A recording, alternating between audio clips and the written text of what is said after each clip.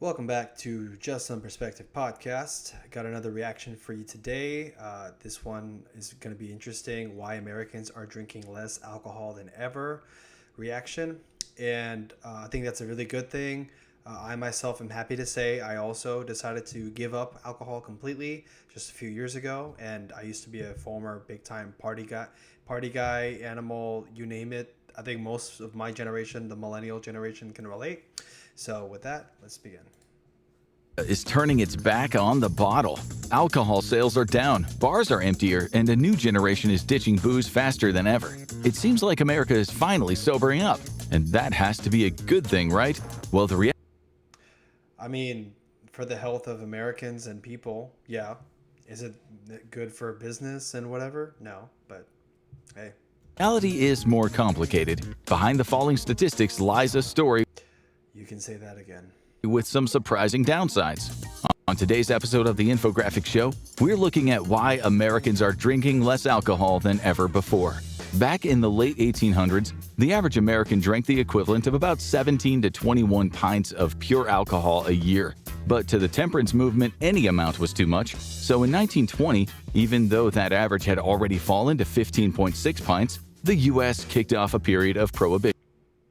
Okay, and if we're being real, in the late 1800s and the early 1900s, what else is there to do? Okay, like settlers, post Civil War era, Reconstruction. If you read history, right? California Gold Rush.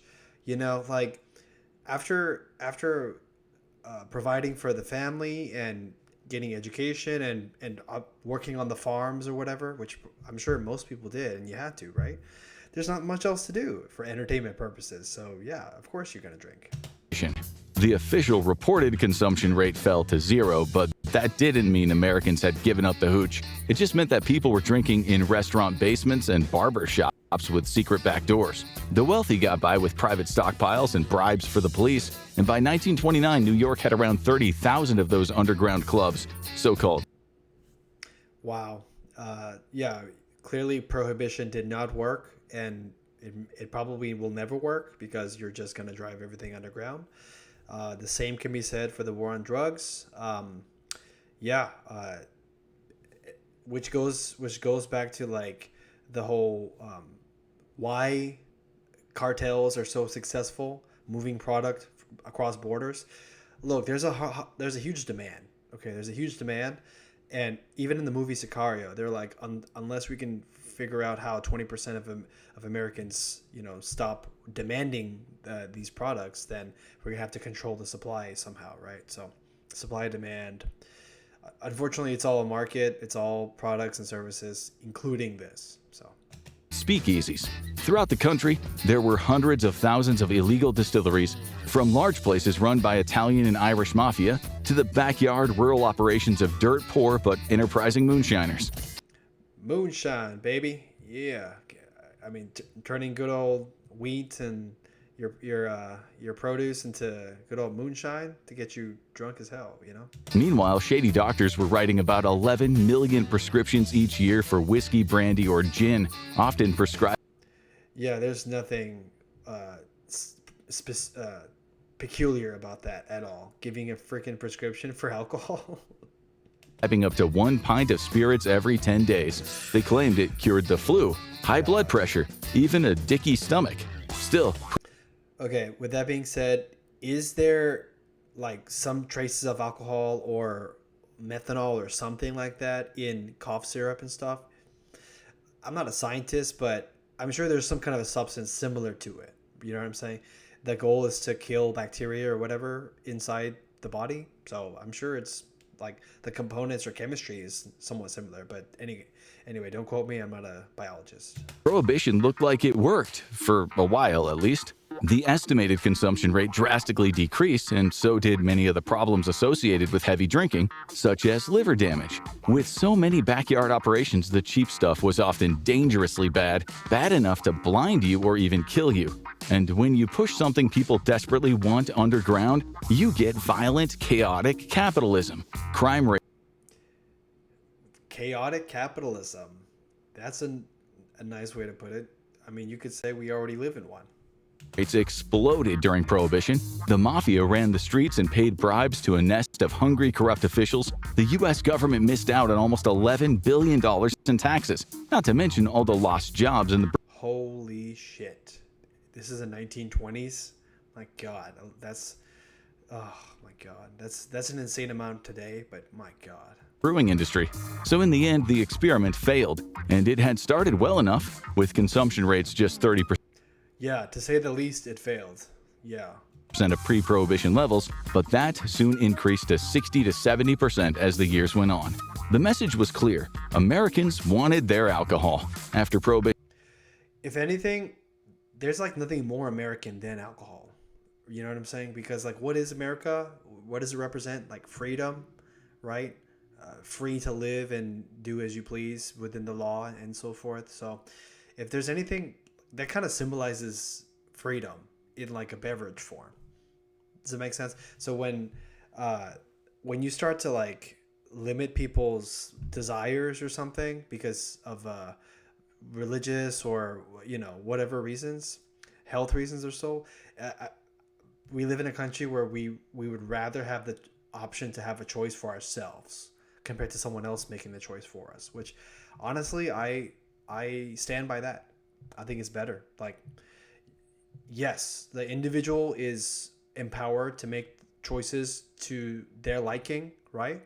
Based on the world around them and so forth. But I don't think, I don't know if I could, after growing up here and living here, I don't know if it would be the same somewhere where choice was taken away from me from the jump, you know?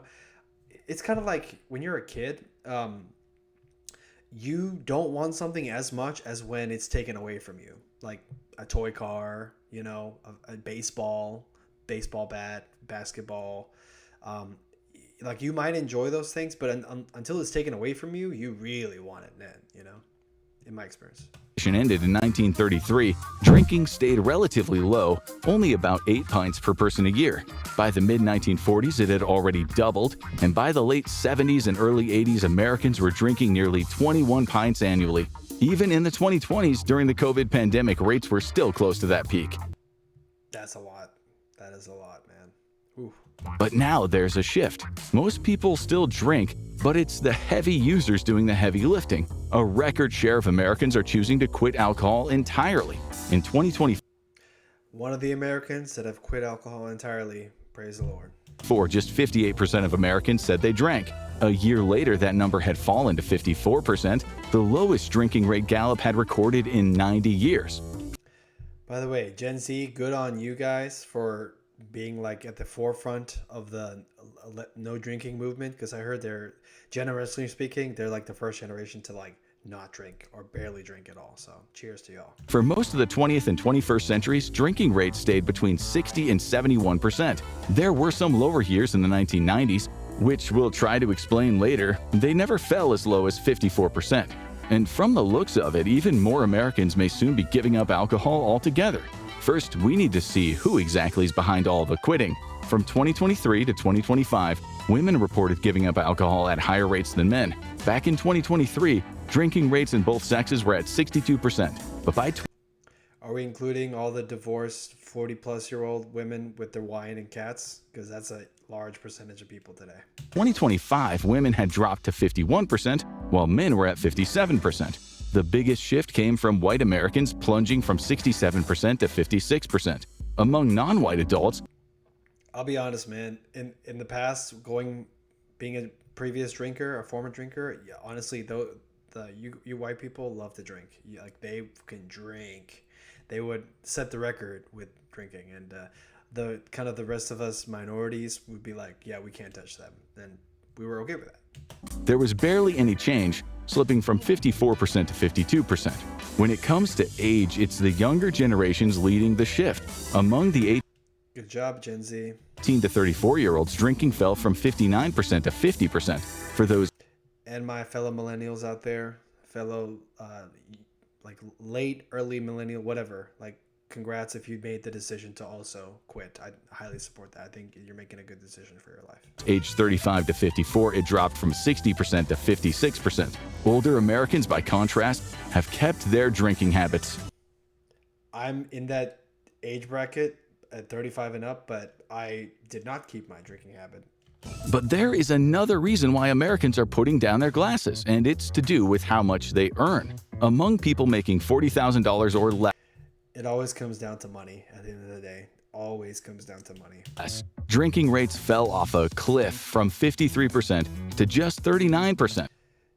I can't believe how common it was for this income level before. Now that I think about it, like yeah, like, and that's another thing. It's another topic. It's one of those who you spend your time with and who you associate with, and like attracts like. So low income drinkers tend to attract others, and it becomes a group thing. So yeah, when in my early days, sure, my friends would be similar, right, income levels, and we'd be same age, same interests, same going out and partying. And yeah, when you are the sum total of the five people you spend the most time with, I think we all know that. So if your five buddies are all drinkers or hardcore party animals, you will be the sixth. Okay. And I was like that, and that's okay in your 20s. Live your life, enjoy. It's fine. Unless you're in your mid 30s and up, then it's like you really have to look deeply in your life. And am I really, you know, am I really going somewhere? Am I really pursuing a goal, purpose? And is this hampering me or whatever? Now there's obviously caveats and exceptions, like a networking opportunity, right? Dating opportunity, whatever. There are exceptions of whatever that one can make to justify, right? However, as a whole, if you're making that low, you shouldn't be anywhere near alcohol. If you ask me, anywhere near it. Whether or not you're okay with it, I think if you're not making a solid income that you don't have to live paycheck to paycheck, you shouldn't be anywhere near it, personally. Middle earners hardly changed at all, slipping from 58% to 54%. The surprise comes with high earners who can't use the excuse of rising living costs.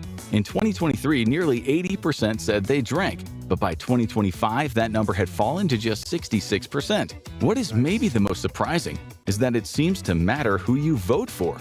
People who Interesting. I didn't think we'll take a political turn here, but definitely voted with the red tie. Now, I was gonna say, okay, if you are an outgoing person and you're friends with outgoing people, more than likely you're gonna be around alcohol at some point. And you could be religious and just refuse altogether, or you could be non-religious and also don't care or whatever. Now, the thing is, whatever your religious or beliefs or cultural beliefs, um, it has a toll on a person physically and mentally, no matter what. Okay, and that toll becomes heavier as you get older. So, in your 30s, okay, you just can't go out and party and go and get 5, 10 shots or multiple beers and drink and then get up and be productive the next. It's just not possible in your 30s. It's not, and up. Okay, so you're sacrificing your next day, your maybe the next few days of your entire health and productivity and mentality for a little bit of time for dopamine hits and good feelings and fun times with your friends.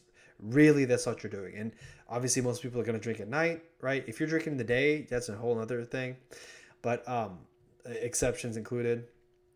But if you if you are really going out on the town on the weekends and you're hanging out and doing a lot of that, and then you want to get up early and go to yoga, like, you can just forget about it. Okay, it's just not going to happen. So you're going to have to make a choice.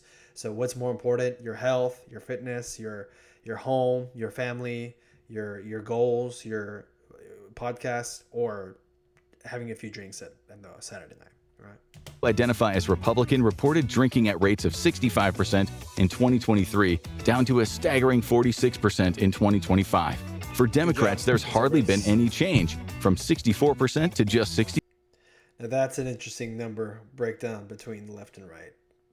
I'm happy to say I lean more right today. 1%. We'll come back to the political angle later, but first, let's look at the main reason for why so many people have quit: health. For a long time, we were told that a small amount of alcohol should be safe. The media your health is your wealth. Okay, your health is should be your number one priority, no matter how old you are, what gender you are, what your beliefs is. Nothing matters. I'm saying your health is your number one priority, and it should take precedence over anything else, including socializing, going out and all that. So I highly applaud those who took their health seriously and decided to quit drinking altogether. You talked about how a glass or two of red wine every night was good for the heart, but wine consumption rates have skyrocketed over the last 60 years or so, and one of the main reasons being is that wine is a kind of tasteful, guilt-free way to get your fix. Still, nowadays, it's not as guilt-free. The CDC says the safe amount of booze per day for men is roughly 2 standard drinks, 2 small beers or 2 sensible glasses of wine. For women, it's just 1 drink. But even this, what's referred to as moderate drinking, increases the risk of you having health issues. The sad fact is no amount of alcohol can be called completely safe. Absolutely, 100%. No amount of alcohol can be safe. There's no way. And if the CDC or whoever is saying that any amount is safe, they're trying to push. That sounds like some conspiracy bullshit to try to push alcohol sales. That's all that sounds like. It's ridiculous. And that is something we've really only been talking about over the last few years. Even so, drinking every day doesn't always shorten your life. In 2022, 1 in 10 French people admitted to having wine daily, and until 1956, you could drink wine in high school in France. The problem with alcohol is that there's no way to tell who will be the worst affected. You could drink daily in small amounts for years, decades, and still be relatively healthy. But another person could drink the exact same amount and discover their liver has tapped out. Binge drinking is said to be the worst, the specialty of young Westerners, especially. Yeah, if you're a party guy in your 20s, especially if you're in your 30s now, like myself, you probably did that back in the day. I know I did in my party guy days, not anymore. But oh my God, that is the most insane amount of alcohol that my liver never took more damage in my entire life than in my 20s for a fact, and it hopefully never will again, right? But yeah, for sure, it was crazy days. Whose first language is English. It's believed that about 1 in 6 U.S. adults binge drink, and about 25% do so at least once a week. To qualify as a binge, according to the National Institute on Alcohol Abuse and Alcohol, 5 drinks for men and 4. That's it? Holy shit, that's a low bar if you call that binge drinking, if you ask me. And I don't know if they're gonna consider within a time frame of an hour or 2 hours or 3 hours or whatever it is, but I know people who drank twice as much in like half the time back in the day, and some people can handle it and still operate and go about their day. It's kind of crazy. Of course, if you knew alcoholics, then 5 drinks for men and 4 drinks for women is enough. Plenty of people have much more than that week in, week out for many years, and they still appear to be in decent health. Yes, for sure. If you're an outgoing person, like especially in party towns like Atlanta, like I used to live in, or Dallas or New York or Los Angeles or Miami or whatever, you're gonna be around folks like that. They are absolutely monsters, and they will consume anything and everything, and they actually live for the weekend. They live for the night. They live to go out and party and have fun. And that lifestyle is not sustainable. It's not sustainable, especially in your 40s and up. I really don't believe it's sustainable. I know some people still live that way, but bro, like even if you're married, like that's crazy. And then when kids come in the picture, like you're just being an irresponsible parent at that point. So yeah. Especially if they exercise and eat well. It's easy to think that weekend binges don't hurt, until a scan shows stage 3 liver fibrosis, serious scarring. The good news is that fibrosis at this stage can often be reversed with abstinence or cutting down. But once it progresses to grade 4, cirrhosis, the damage is permanent. Your liver will never. Ouch. Yeah, get your scans done, people, especially if you're in the higher side of the drinks per week. Fully bounce back. The real danger is that scarring usually comes with no symptoms. It often begins with fatty liver disease, which affects an estimated 80 to 100 million Americans, most of whom have no idea they have it. About 4.5 million adults are diagnosed with chronic liver disease, and the vast.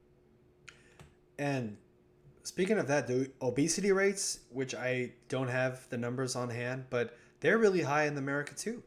They're really high, 60%. I don't know what the hell it is, but I imagine a large portion of folks who qualify as obese or whatever, or at least overweight, I imagine they have livers with fatty livers as well, I guess, with or without alcohol. But now I could be wrong, not a scientist or a doctor by any means, but yeah, I mean, America is not the healthiest country for sure. It's the most overconsumed country on earth by far, I would imagine. So it makes sense if half your population or more is obese, then that's gonna be the case. The vast majority of cases remain undiagnosed.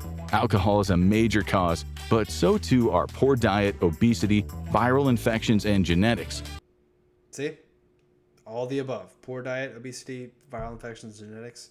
We live in the most overconsumed country. Now, that being said, that doesn't mean we don't live in a health. People aren't taking their health seriously or pursuing health goals in a higher rate than before. They are. I'm in the best shape of my life in my mid 30s now. So, yeah, none of this should be a hinder to someone who wants to take their health seriously and take control of it. The tragedy is that many people only discover the problem after cirrhosis has already set in. They could have caught it early with a simple test. As we've said, some people's liver seems to handle alcohol better, and it's not always clear why, but the safest way is to completely avoid it.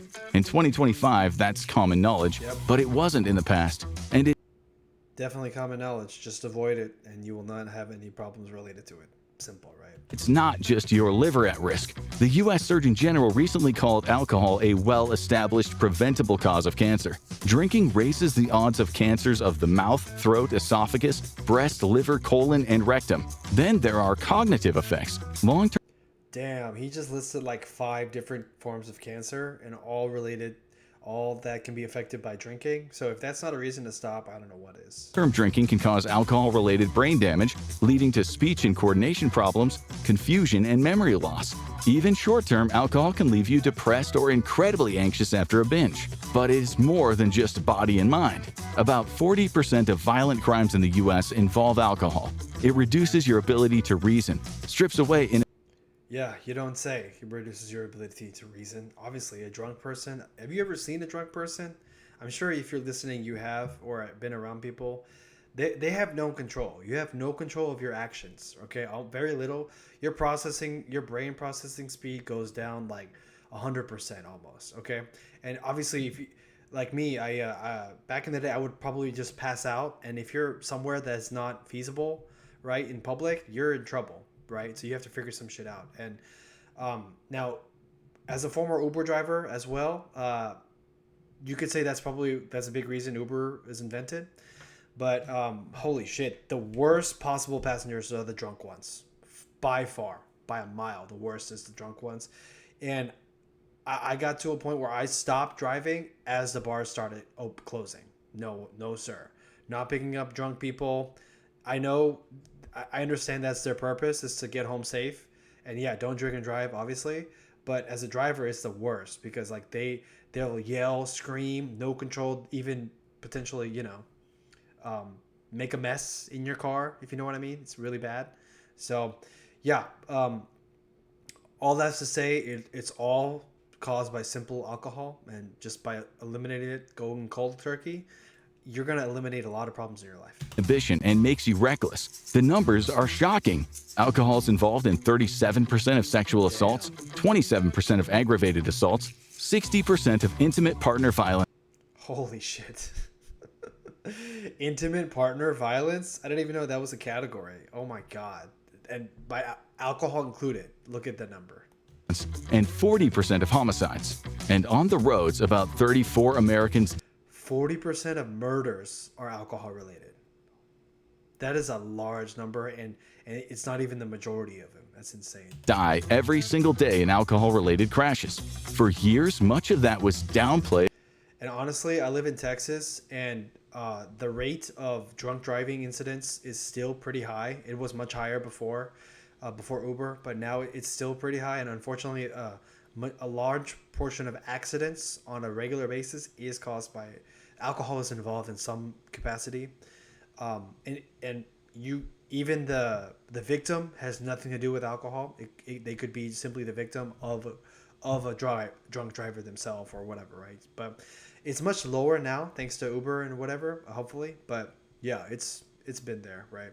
Or ignored. But now you can hardly scroll through social media without stumbling on a post or a video about how drinking wrecks lives. In fact, some of the most viral YouTube content of the past few years has focused on alcohol being a weapon of mass destruction. So, the fact that we're so educated now is probably the main reason for consumption rates going down. But it's only one reason. Education, exposure, technology, right? Changing times, changing norms, all the above, for sure. Big alcohol is scrambling. Beer giants like Molson Coors. Oh my God, Budweiser is struggling. Somebody call the mayor. Oh my God, like whatever will we do if the big beer companies are struggling? Like that's all.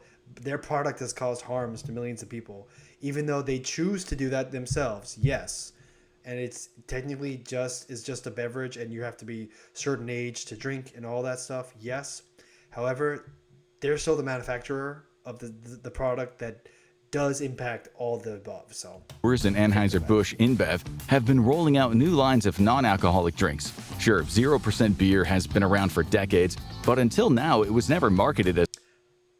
If that's not the biggest irony, I don't know what is. Alcohol companies have to resort to non-alcoholic drinks to combat losing alcohol sales. I don't know what's more ironic than that. Something cool, especially for younger people. Now you've got big-name vodka and gin brands launching 0% cocktails, and wine producers are getting in on the action. In 2022, the U.S. I think it's safe to say that of all companies losing money, alcohol companies losing money, maybe the best news I've heard in a long time.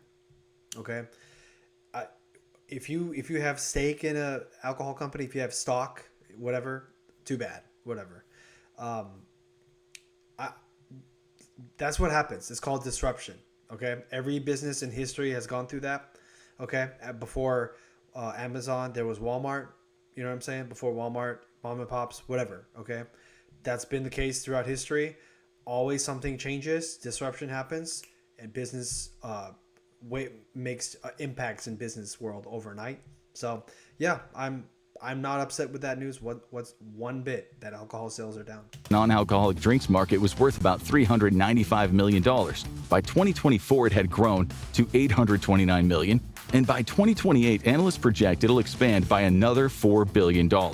Meanwhile, the non-alcoholic drink market going up to $1 billion plus. Yeah, good job, non-drinkers. While U.S. alcohol sales went from $113.6 billion in 2023 to $112.9 billion in 2024, with 2025 expected to be worse. For Big Booze, the writing is on the wall. Americans are quitting, and they're probably not coming back. Please don't go back, future generations and Gen Z. Don't go back. First of all, Gen Z, you're crazy enough, and Gen Alpha, young teenagers, you don't need any more stimulation. Okay, you don't need more external forces to help you to get your already induced self out of the psychology you're already in. No, you don't need more help. Just like don't worry about it. If you don't drink, don't pick it up. Okay, if you're thinking about it, don't do it. If you already do, consider quitting. 100%. Another big reason is that the getting high landscape has transformed. Instead of pounding shots, more and more Gen Z and millennials are experimenting with THC-infused drinks, marijuana, and edibles. Studies show that in the... Yeah, that's my generation for sure. And that's a whole other discussion, but I think that's honestly a safer alternative to alcohol. The early 2000s, about 10 to 11% of Americans said they regularly used marijuana, roughly double the rate of the 1980s and 90s. Illegality has never really stopped people from finding it, but legality has made it more acceptable. Today, about 17 to 18% of Americans say they currently use cannabis. In 1969, at the height of the... I want to plead the fifth on this one, but yeah, that number is lower than it probably really is. Counterculture, only 4% of Americans told Gallup they'd ever tried it. Today, that number is closer to half, about 47%. Yeah, that's bullshit. You know for damn well that number should be quadruple, 5 times bigger for sure in the 60s, 70s. Yeah. But weed isn't the only substance cutting into alcohol's old territory. In states like Oregon and Colorado, psilocybin or magic mushrooms has been legalized in therapeutic or supervised settings. Research now shows it may help with mental health disorders and addiction, including to alcohol. Even where it's still illegal, young people are using it, often in microdoses, seeing it as the opposite of alcohol. Instead of making you sloppy and reckless, many take it for self-reflection, enhanced perception, and busting trauma. Okay, I like this methodology, honestly. Yeah, microdose, um, everything he just mentioned, reflection, mental health support. Yeah, if it improves your mental health and it doesn't, if something improves your mental health and it does not remove your actual health, your physical health, then I don't see that as a problem. I see that as a positive. Usage is still rare overall. Only about 2% of U.S. adults report using mushrooms in the past year, and around 12% of them have tried them at least once. Where the hell are they getting these stats? I have no clue where these getting these numbers, but I don't know who the hell has polls on who's taking mushrooms. Like, who's running these polls? That's actually a bigger shock to me than these numbers themselves. But And then there's Kratom, a Southeast Asian leaf with a niche but loyal U.S. following. In 2020 to 21, about 1% of Americans reported using it, with higher numbers in states where it remains legal, despite fierce efforts to ban it. bro, in Texas, there's so many CBD and cigar shops and smoke shops. It's insane. I'm a big fan of hookah myself and cigars nowadays. Big fan of those. But the amount of products that like could qualify as like particularly banned in Texas, like relating under THC label or whatever, is kind of staggering in these shops. But anyway, whatever. If you're small business, you operate, you know the law, legality, and what you can and can't sell. So that's up to you as a small business. But yeah. Today, cigars, hookah, that's my jam. Low doses, it acts like a mild stimulant, while at higher doses, it mimics some opioid-like effects, which makes it potentially addictive. Still, it's drawn support from people claiming it helped them quit heroin, alcohol, prescription painkillers, or tranquilizers. Kratom carries risks, but so does every drug. So far, research suggests it's much safer, more manageable, and far cheaper than alcoholism or heroin, meaning less harm to both individuals and society. And that's fueling a big shift in the U.S. So it's like low risk, high reward. You know what I'm saying? In the form of like, medication, drug, whatever. And by the way, alcohol is a drug. FYI, anything that alters your mind, your state of mind, is a drug. Alcohol is a drug. I remember this one chick got into an argument with her about that exact same statement.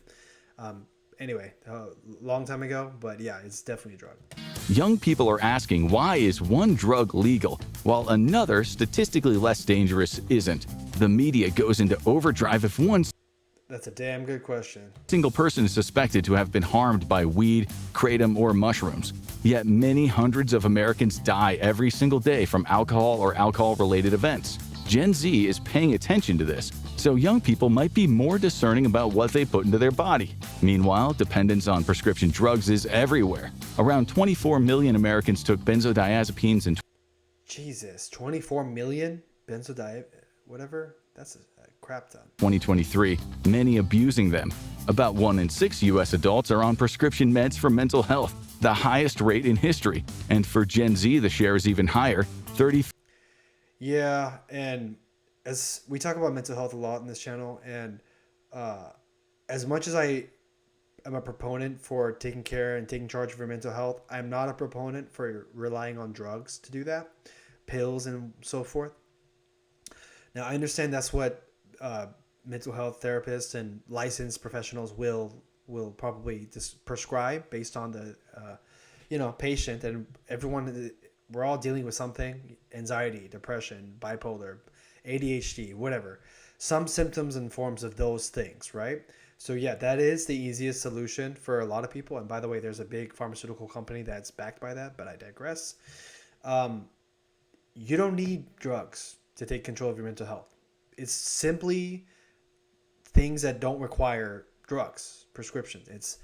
It's just things we already know. You already know this, and we are ad nauseum. You hear this on social media. Meditation, long walks in nature, dogs, eating good, um, exercising, right? Whatever. Journaling, okay? Uh, Getting sunlight, okay? Natural dopamine.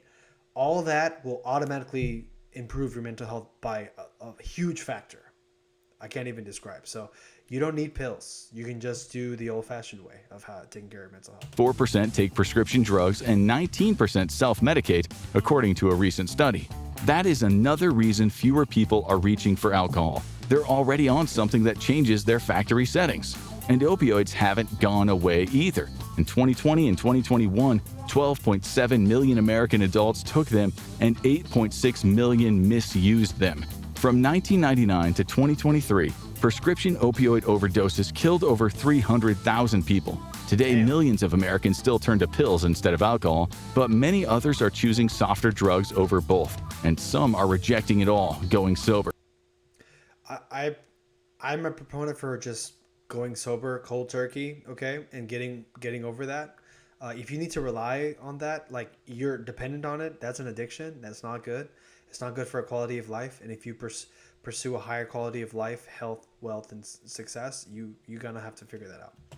Also important is that the non-alcohol substances Americans are turning to these days aren't exactly what you would call sociable drugs.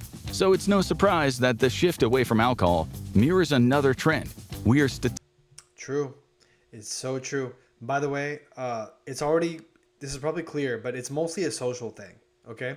It's mostly a social thing in social settings, like at bars, at lounges, whatever, networking events. People just need a little pick-me-up, a little, beverage, confidence, whatever, and just to get them talking. And when I went to networking events or whatever, that's people get that just to do that. I don't need that. I don't need any alcohol to do that anymore. Or I honestly never did. But that's the only reason most people drink. Because if you're drinking by yourself, like and getting drunk by yourself at your house, that's not really healthy. You know what I'm saying? Like you're just feeding your alcoholism. That's not good, right? If you're out socializing and celebrating someone's birthday or celebrating New Year's Eve with a bunch of friends or family or whoever, and you happen to drink, that's a way better reason, if you ask me. But if you're just by yourself and not socializing or not accomplishing something, that's basically a form of alcoholism, and therefore you may not. I don't agree. I don't think it should be done. So it's only a social setting. So yeah, that means people are going to have to figure out socializing in another manner, right? If that's their only barrier to socializing. Statistically spending far more time alone. Unless you're a committed alcoholic, Exactly. Don't be a committed alcoholic, people. Do not. That's the biggest loser I can think of, is by yourself drinking for no other reason than just to get drunk by yourself.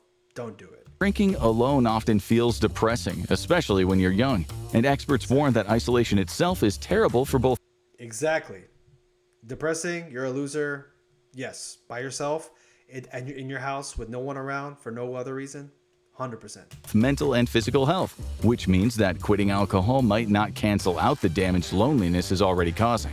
According to the U.S. Bureau of Labor Statistics, Americans aged 15 to 29 spent about 45% more time alone in 2023 than they did in 2010. Of course, everyone wound up isolated during the pandemic, but yeah, that's been talked ad nauseum. Yeah, a little bit of isolation is not bad, but yeah, too much is not good. The numbers show something. Society never returned to pre-pandemic levels of social interaction. A 2025 Bro, you can't go back. Okay, you can't go back in time. You can't go back in culture. You're moving forward. Okay, there's no going back, and you can't just blame a world-changing event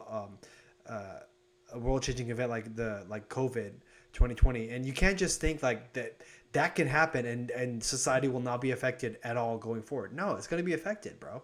Like that's why everyone's doing Zoom calls. That's why you can work from home. You can work in different countries, right, with just the internet connection and a laptop. Okay, so thank God, I'm very grateful and blessed to be in tech and I can do that. But Yeah, you're not going back to pre 2020. You can't. No one is going back in time. Society cannot go. You cannot devolve. You have to evolve, and that's why AI and everything's taken over. So, whatever. That headline. That's an eye catching headline. I don't think that represents an entire generation. I just think it's easy to overgeneralize based on uh, trends and whatever that is very popular on social media because of recent events. I wouldn't say that's accurate for a whole generation though. A USA Today article told us Gen Z It's by USA Today, bro. You can't take USA Today seriously. Come on, man. They're not. That's not the epitome of journalism. Okay, let's just be real. has become lonely and antisocial. The piece argued that lower alcohol consumption is not a bad thing in itself, but when it's paired with more isolation, rising sadness, and fewer flesh-on-flesh relationships, it's not exactly a healthy trade-off. Flesh on flesh relationship. Okay, that's a new one. The economics haven't helped either. High inflation has made bars and restaurants too expensive, giving people one more reason to skip a night out. Even among those who still drink, consumption is down, and it's not just because of the cost. Back in the 2000s, only 25% of Americans thought one or two daily drinks were harmful. Today, it's 53%, a massive shift in attitudes. And that shift shows up in drinking habits too.